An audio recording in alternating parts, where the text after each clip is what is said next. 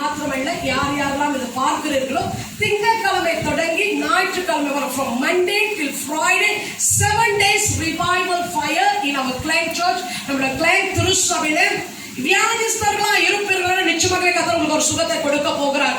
Those who have faith, யாரெல்லாம் விசுவாசத்தோடு வருகிறீர்களோ நிச்சயமாகவே உங்க வாழ்க்கையில் கர்த்தர் ஒரு பெரிய மாறுதலை உண்டு பண்ண போகிறார். உங்க திருமணத்துல, உங்க குடும்பத்துல, உங்க வேலை ஸ்தலத்துல, உங்க ஊழியத்துல கர்த்தரால முடியாதது ஒன்றுமில்லை. ஹல்லேலூயா.